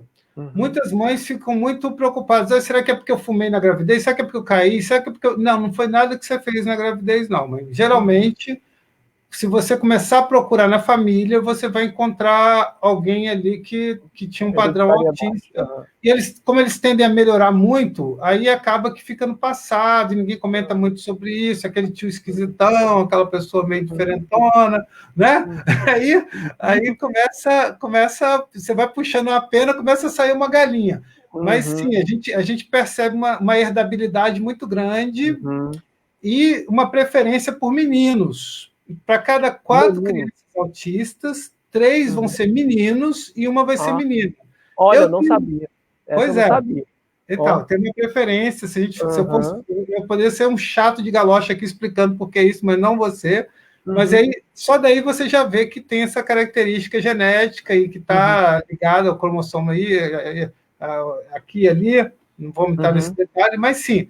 Genético, e eu preciso muito. Isso é uma outra coisa que eu esqueci que eu quero fazer agora. Mães, vocês não têm culpa, porque a mãe ela carrega a culpa. Tudo é culpa. A culpa, a tal da culpa. É a culpa. Mãe, livrem-se da culpa. Essa vocês não precisam ter. Vocês não trocar, nada de trocar a culpa. Trocar a culpa pela consciência, que é isso, né? Consciência e o nível da responsabilidade e buscar ajuda, né? Exato. Não foi culpa de vocês, não foi nada que aconteceu na gravidez, não foi aquela briga, não foi que você tomou uma cervejinha, não foi que você... Não estou falando para você fazer isso, não. Mas não foi isso, entendeu? Não foi isso. A Souza Tereza está perguntando, também penso que os médicos deveriam unir mais aos educadores especiais. Temos um contato junto com a criança por muito tempo, tipo 4 horas de segunda a sexta. Na verdade, é um comentário, né? Cláudio Maciel, parabéns, Abrão, por trazer esse tema tão importante. Parabéns, doutor Marco, também está aí. Obrigado por participação. Vanessa Trindade, o problema é que a cada nova etapa do desenvolvimento, principalmente do severo, vem a soma de novas medicações e acabamos, infelizmente, reféns, enquanto pais sofremos ao ter que ministrar os psicóticos. Isso eu gostaria de comentar. Por favor. Então é o seguinte, a medicação é um grande tabu. O negócio é o seguinte, gente, não dá, tem casos que não dá para ficar sem a medicação. Já vou falando logo de cara e já vou falando de uma forma bem enfática mesmo. A medicação pode trazer problema? Pode. Não deveria, a gente deveria achar uma medicação ideal que minimizasse o máximo, mas pode trazer problema sim, mas não dá para ficar sem a medicação. E a medicação, as pessoas vêm falar comigo, doutor, mas eu morro de medo do meu filho ficar dependente desse remédio. Gente, ele não vai ficar dependente desse remédio. Ele precisa do remédio para ter uma qualidade de vida, para poder você levar ele numa fono e ele conseguir absorver a reabilitação, você levar ele na terapia ocupacional, porque senão é capaz de ele chegar lá na terapia ocupacional e ficar como o próprio Abraão testemunhou, ficar lá no consultório brincando e não dando atenção às atividades que são para o desenvolvimento dele. Então, precisa da medicação, sim. Precisa. Mas ele vai ficar dependente. Então, olha, ele precisa. Vamos fazer o seguinte, imagina só, o pensamento é mais ou menos o mesmo. Eu tenho pressão alta, mas eu não vou tomar remédio para pressão, porque senão eu vou ficar dependente do remédio, vou ter que tomar esse remédio para o resto da vida. Gente, ele tem uma necessidade. Graças a Deus que a gente tem uma medicação. Antes, quando não tinha, era difícil. Então, eu tenho diabetes, mas eu não vou tomar insulina, porque senão eu corro o risco de ficar independente da insulina para o resto da vida. É assim que funciona? Não é assim que funciona. Então, eu sei, ninguém quer dar remédio para uma criança. Eu não quero dar remédio para a criança. Você, mãe, não quer. Você, pai, não quer. Mas nós vamos fazer o quê? Entendeu? Tá. A mesma telespectadora está perguntando assim, e quanto ao canabidiol, doutor Marcos Barcelos, existem muitos relatos de êxito no tratamento da cannabis para o autismo. Boa pergunta, viu? O pessoal aqui está ativo. Obrigado, Vanessa, pela pergunta, viu? Então, eu tenho lido muito sobre o canabidiol, não só para autismo, como para as mais diversas coisas. Tem coisas que vocês nem imaginam que está se usando, até para recreação se usa, para vocês verem. Mas a verdade é a seguinte, eu não devo ter lido o suficiente, eu devo estar ignorante no assunto ainda, porque eu ainda não encontrei um fundamento razoável que me faça utilizar dessa nova terapia. Talvez mais para frente eu venha aprender mais sobre o canabidiol e aí eu venha lançar a mão. Hoje, no meu consultório, eu não prescrevo. Eu não encontrei... Eu encontro, sim, relatos de casos? Encontro. Relato de caso é o que se diz, é um relato de caso. Eu preciso de um embasamento mais científico, né? Uma coisa que eu possa reproduzir em vários outros lugares. Eu não encontrei. Isso pode ser uma falha minha, uma deficiência minha, mas enquanto eu não encontrar, eu não vou usar uma coisa que eu acho que pode dar certo. Muito bem. Obrigado aí, mais uma vez. Quem está nos assistindo aí, Valdemir Rodrigues Paulista, boa noite. Souza Tereza, observe que os médicos demoram muito a diagnosticar os psicólogos morrem de medo e, na verdade, os professores identificam mais rápido. Isso aqui está realmente comentando o que a gente acabou de falar aqui. Obrigado. Ela resumiu, né, a conversa. Resumiu. Não sei, cada um empurra para o outro e o professor vai para o professor que está na ponta ali, né? Professor, é impressionante. Eu nunca peguei, gente, 20 anos, eu nunca peguei um laudo errado de um professor. Quando o professor manda, é batata. É impressionante. Os pais têm raiva do professor por causa disso. Mas, cara, a briga de vocês não é com o professor quer ajudar, ele tem expertise, ele está vendo o tempo todo. Uhum. A concorrência é desleal com o professor. Ele tem muito mais chance de ver. Uhum. Parabéns aos professores, inclusive, viu? Essa relação da educação. Tem mais conversa aqui. Vamos lá. Ana Cibele, meu filho teve diagnóstico cedo, hoje está muito bem, evolui bastante, mesmo sem terapias e escola, que é fundamental para ele. Olha isso aí, ó. Isso aí. Exato, é isso que a gente busca o tempo todo, gente. É isso que a gente busca o tempo todo. A medicação ela pode ser temporária e não precisa ter medo, porque as medicações corretas e normalmente usadas em casos de autismo não causam dependência. Porque quando é criança é criança, gente. Ela é autista, ela não é autista, criança é criança. Então, às vezes, a gente precisa lançar mão da medicação, sim. Uhum. Tem alguns casos que são mais graves, por exemplo, tem a epilepsia, como a síndrome de West, aí você vai ter que usar também, além da medicação, para diminuir um pouco a agitação, a agressividade, vai ter que usar também um remédio anticonvulsivante para não dar crise. Mas, sim, é super comum isso. Você pode... eu tenho pacientes autistas que, desde sempre, nunca usaram medicação, só tratamento, e queriam mais saber o que tinham, né? E não atrapalhava a vida deles, né? Geralmente eram os ditos... Antigamente se usava o termo... eram os Aspergers, como a mãe falou. Hoje em dia, os médicos não usam mais termo. Esse termo é um termo que caiu em desuso. Por causa do Hans, né? Por causa do Hans Asperger. Mas assim, na forma coloquial, eu tenho que usar o termo Asperger para as pessoas poderem entender que, na verdade, eu estou falando de autismo leve. Por exemplo, autismo grau moderado, eu gosto de usar autismo altamente funcional, pouco funcional, eu acho mais razoável. Então, autismo muito funcional. Leonel Messi é um autista altamente funcional, ele é capaz de viver independentemente e está bem melhor que a gente, por sinal. Tira a bola do pé dele para você ver. Não consegue. Aqui, essa mesma Ana fala aqui, ó. É só não cantar parabéns. Aí, ó, o traço, né? O traço do autismo. Exato, é só não cantar parabéns. Tem um vídeo que é muito tocante, de um formando, em que o reitor da universidade solicita, depois eu posso até te enviar, se você quiser, solicita aos participantes da cerimônia que não aplaudam quando ele for receber o diploma dele, e todo mundo fica em silêncio, e é lindo, porque aquilo ali iria incomodar ele de um tanto. Você vê, uma pessoa que está formando na faculdade, ou seja, está com a cognição completamente preservada, super inteligente, e não só isso, né, com toda a capacidade deles, mas aquele ruído, aquela frequência ainda incomoda. Ou seja, ele ainda é um autista. Um autista leve ainda é um autista. Isso também tem que ficar claro, tá? Não deixa de ser menos autista porque é leve, não. Muito bem. Alice Bastos, o diagnóstico tardio, em alguns casos, parte da própria família.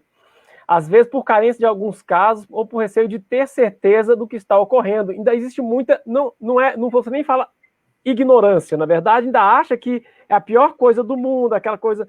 Tem gente que vai falar que a questão do preconceito. Qual mãe que não quer, né, ver... Né, ninguém quer ver seu filho ou parente em situação, mas eles têm que entender que isso é parte o diagnóstico é parte da solução, não é? Exato. Não é o problema. Não é o problema. E por que esse problema, por exemplo, porque é um transtorno. Autismo não é considerado doença, é considerado um transtorno. Tanto é que a gente não fala doença do espectro autista, a gente foca o texto, fala transtorno do espectro autista. Existe um preconceito muito grande. Por exemplo, se eu falar para você assim, Abraão, você está com câncer de fígado. Ainda bem, eu pensei que eu tivesse com depressão. Depressão não queria ter, não. Câncer de fígado está ok. Gente, que isso, gente? Tá ferrado. Por exemplo, eu vejo várias pessoas assim, o filho de... Infelizmente, filho de um, filho de outro... teve um diagnóstico de um problema no coração, às vezes tentei fazer uma cirurgia. Aceita melhor do que um diagnóstico de autismo. Uhum. Isso tem que parar, gente. Não, não é por aí. Não é, tanta criança que precisava ter o diagnóstico de que ela tinha um problema cardíaco para resolver, quanto a criança que está dentro do espectro autista precisa do diagnóstico para resolver também, em seus vários níveis, graus, tipos e subtipos. Né? Muito bem. A Jaqueline Garcia fala, acho que os 5 sinais dependem da idade. Sim, dependem sim, por exemplo, a criança ela pode estar numa idade em que ela não tem, ela não tem capacidade ainda para agrupar as coisas, por exemplo. Então, não são só 5, não são 5 sinais, são 100 sinais alusivos ao autismo. Tanto que a Cibele corrige, nem sempre, doutor, quando a gente está falando dos 5 sinais, né? A gente, na verdade, a gente arriscou aqui, eu que coloquei, né? Te coloquei na V, mas a ideia era só a gente... A criança que tem dificuldade de começar a falar e não fala adequadamente para a idade, é a criança que tem dificuldade de manter uma conversa olhando nos olhos, é a criança que tem um comportamento, vamos dizer, compulsivo, obsessivo, de ficar colocando as coisas todas certinhas no mesmo lugar. É uma criança que não dá atenção, não interage com as outras crianças de uma forma adequada. Até interage, mas não de uma forma adequada, como você esperaria para a idade. E aí vai. São sintomas alusivos ao autismo. Uma criança pode ter algum desses e não ser autista. Muito bem. Tá aqui... Souza Tereza, não gosta de contato visual, não gosta de muito barulho, adoram água. Adoro água. Adoro esse movimento. Uma coisa que eu não falei. Eles adoram ver coisas rodando. Então, ventilador de teto, fica hipnotizado com o ventilador de teto. Eles gostam de rodar. E, às vezes, mamãe, papai, vocês vão pegar o filhinho de vocês fazendo o quê? Virando o carrinho de cabeça para baixo e rodando a rodinha. Porque ele gosta de ver a coisa rodando. Ou então, eles ficam com a cabecinha muito baixinha, assim, grudada no chão, ou na mesinha, passando o carrinho para frente e para trás. Você fala, que bonitinho. Ele está passando o carrinho para frente e para trás. Não, ele está olhando a rodinha rodar.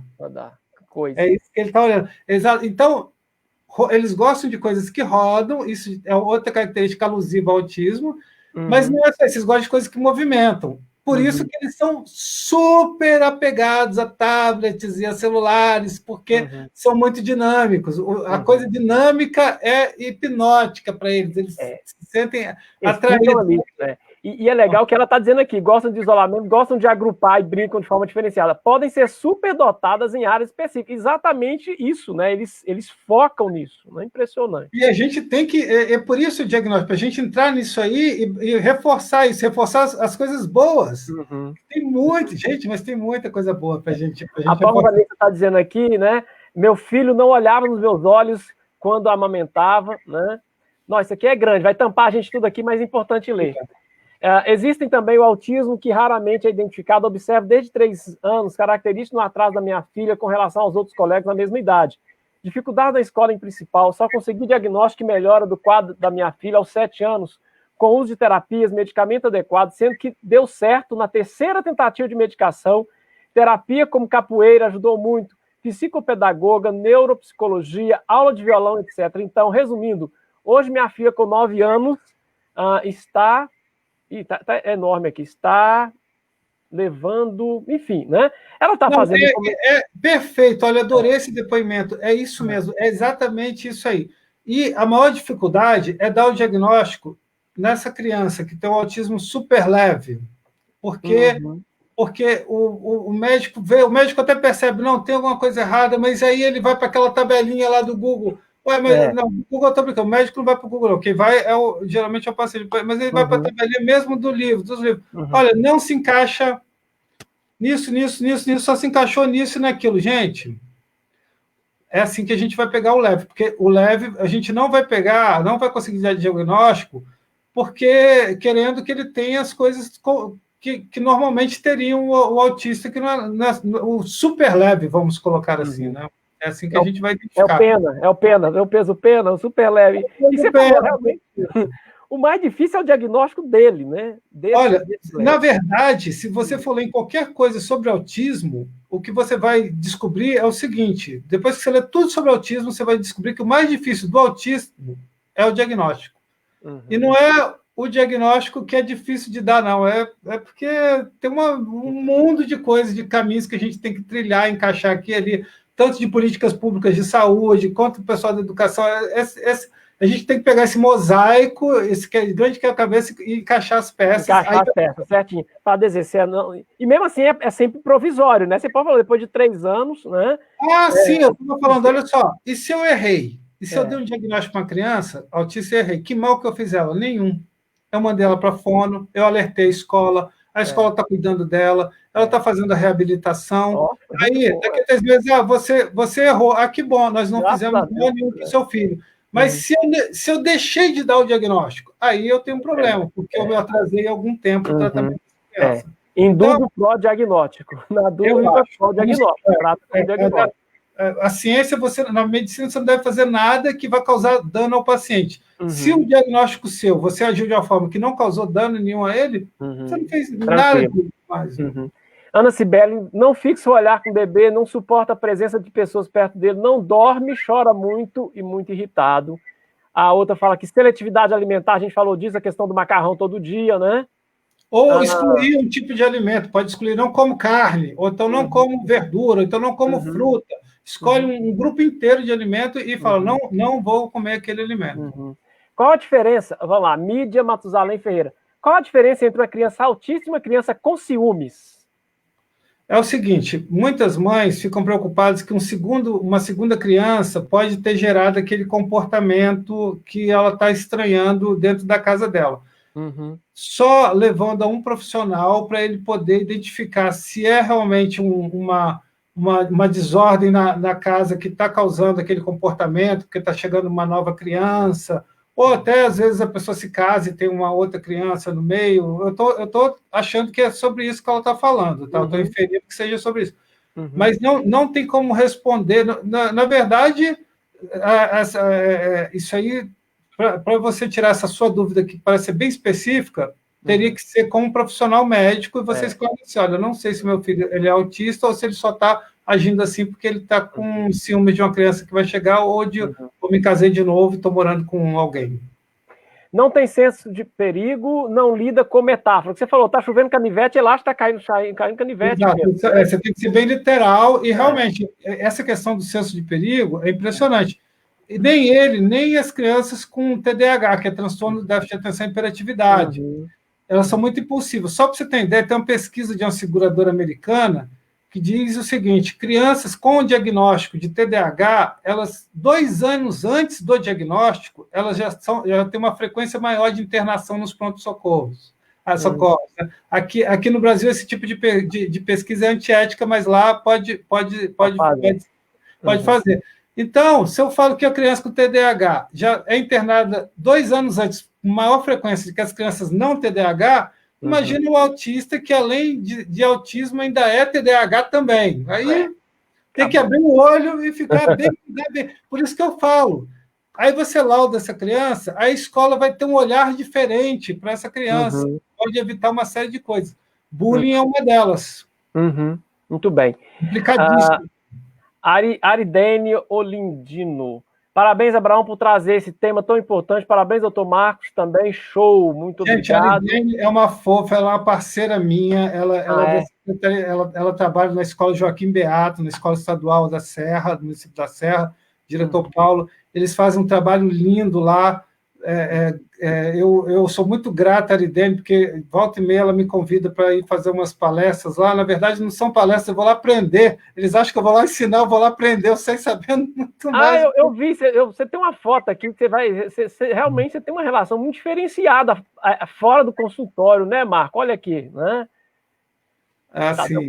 Não é eles fazem um trabalho fantástico lá, uma escola que abraçou a causa, a escola inclusiva. Perfeito. Que bom que existem pessoas como a Aridene, que bom que existem pessoas como o diretor Paulo no mundo. Eles fazem a diferença. São essas pessoas que vão fazer a diferença. Eu, médico, eu vou ficar quanto tempo com uma criança no meu consultório? 40 minutos, 30 minutos? Eles vão ficar o dia inteiro, entendeu? Eles é que vão fazer a diferença. Verdade. Muito bem. Esse aqui é o Regner, é diretor de uma escola aqui em Santa Luzia. Lamentável, mas infelizmente em nossa sociedade capitalista, a pessoa com transtorno mental é vista como quem não produz. Não bastam leis, é preciso mais. Na escola, por exemplo, o social impacta muito. dificulta dar o devido tratamento e os cuidados necessários. Como sempre repito, o serviço de assistência social é urgente e necessário tanto para a garantia dos direitos quanto para a qualidade de vida. É aquela questão sua que você falou também, né? A questão do ônibus. Você dá um diagnóstico, tal, mas tem que pegar a onça, filha. Não dá. Então, Abraão, existem duas crianças autistas, uma laudada e outra não laudada. A laudada tem tudo. O pai consegue comprar um carro sem impostos. Uhum. O pai consegue ônibus, consegue fono, consegue tudo, consegue educação especial. A criança sem laudo não consegue nada, nada. Sem laudo, nada. Uhum. Aí tá dando a Kate dizendo aí, né? Muitos alunos sem laudo. Impressionante. E tem pessoas que acham que existe um super diagnóstico de autismo. Não tem, gente. Vocês estão se assustando, porque vocês falam assim, mas vem cá, é por quê? Porque a industrialização, porque está comendo muito enlatado, que está tendo... Não, sempre existiu esse número de autistas, só que eles estavam aí sem ser diagnosticados. Hoje, graças a Deus, a gente está com ferramentas do ponto de vista, não de exames, tá? Do ponto de vista técnico, lá de você examinar no consultório, você consegue detectar o autismo. Mas antes era só aquele autista grave, aquele autista que você não precisava nem levar o médico. O pipoqueiro lá da escola já estava, esse menino aí tem um problema, dá para ver. Não, gente, eu quero pegar a criança que tem autismo, criança igual eu, igual você, não sei, Abraão, se você tem autismo, não sei se eu tenho autismo, quero pegar igual eu e você, crianças assim, desse nível. Também, né? Para poder ajudar, já precocemente. Muito bem. Tem mais aqui. Ciderlene Andrade. A minha conversa é rápida, às vezes difícil identificar o que ela fala. Ela tá falando na minha filha, na verdade. A minha filha conversa muito e rápido, às vezes difícil de identificar o que ela fala. Não olha nos olhos, tem dificuldade de comunicar com as crianças da mesma idade, não aceita o não com facilidade. Está sendo estudado se tem até o TOD, junto ao TEA. Altera o comportamento quando não faz o que ela quer. Você já abordou isso um pouco, né, Marco? Mas eu queria abordar de novo, porque olha só, nós estamos falando do TOD junto ao TEA. E aí. Para mim, TOD é aquele negócio que tem uma tampa amarela, cara. Não, no TOD, no caso, é outra coisa. Não é o TOC, é o transtorno opositor desafiador. Uma criança que identifica a autoridade e não obedece, e não respeita um professor e tal.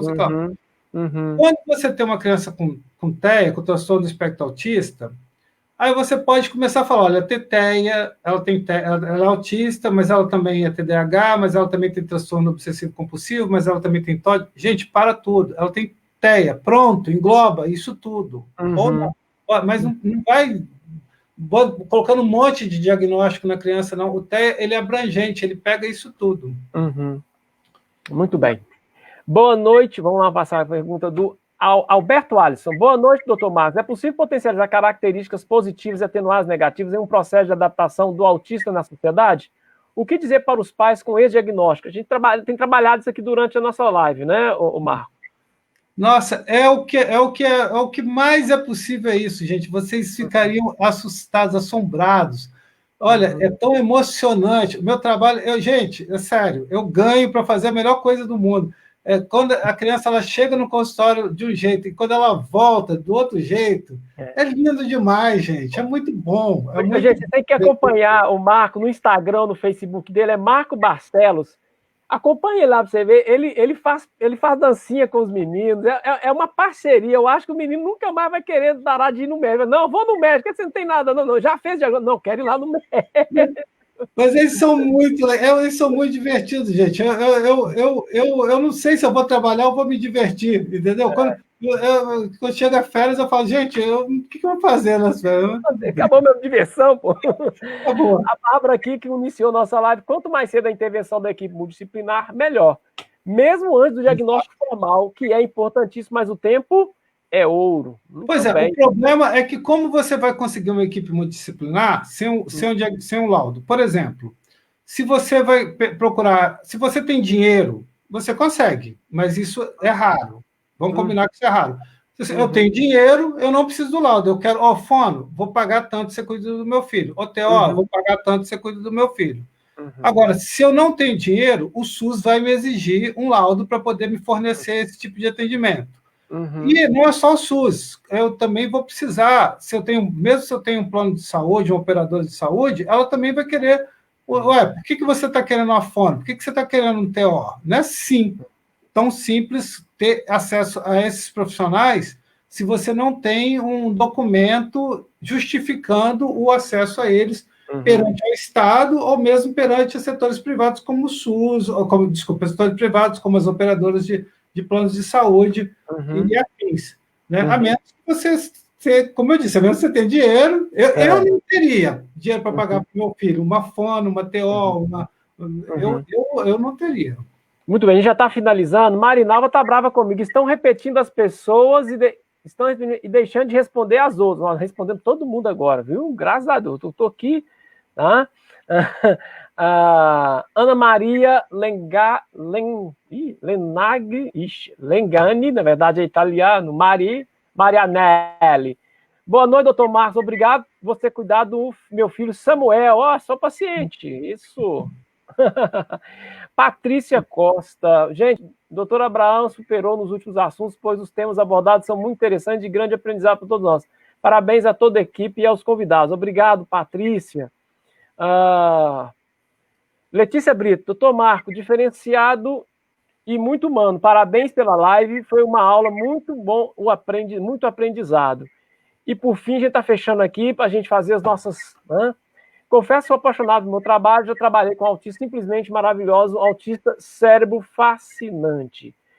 Marco Barcelos, já chegamos a 1h40, a gente raramente chega nisso aqui, mas eu gostaria, né, de fazer suas conclusões, suas considerações finais para a gente fechar aqui com louvor essa nossa conversa.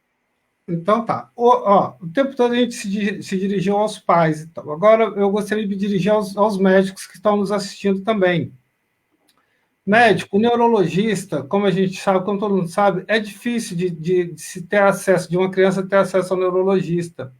Então, até lá, a gente pode desconfiar de uma criança que seja autista. Essa criança está demorando muito a falar, então vamos desconfiar. Se a criança tem um ruído que está incomodando ela, vamos desconfiar. Ela não está interagindo adequadamente, às vezes até interage, mas muito pouco. Não está olhando nos olhos fixamente. Já falei, não é aquela coisa de falar, Tiago, olha aqui. Aí ele olha. Não, então já dá para ir mitigando até chegar no neurologista. E não tem problema estar errado, porque o que você fez? Você mandou para uma fono, você mandou para uma TO, você não fez mal nenhum para essa criança, você só estimulou ela. Aí, se lá na frente você falar, não é autista, tudo bem não ser autista, aí a gente volta e procura outras coisas. Você não fez nada de errado. Você só fez o bem, na verdade. Então, agradeço mais uma vez, doutor Marco Barcelos, agradeço a nossa audiência, que hoje realmente foi tremenda, super participativa. Eu vou falar, doutor Marcos, entrar, inclusive, no meu perfil e responder na medida do possível. Já está esse convite, eu sei da sua correria, porque ali é questão muito técnica também. Eu vou, no máximo, dar um curtido ali, agradecer a vocês, não só aqui, mas também lá nos comentários. E, mais uma vez, pessoal, convidar vocês para a nossa próxima conversa, na próxima terça-feira, às 20h30, sempre na live especialista. Um assunto que a gente não quer parar de falar, mas, devido aos vários dados, mas a gente tem que, mais uma vez, agradecer a disponibilidade e dizer o seguinte, olha, vamos transformar informação como essa em conhecimento. No mais, muito obrigado, uma boa noite a todos e até a nossa próxima terça-feira, às 20h30, mais uma live especialistas. Uma boa semana. Quem puder, fique em casa. Quem não puder, use máscaras, pessoal. Vamos sair dessa juntos. Um grande abraço a todos.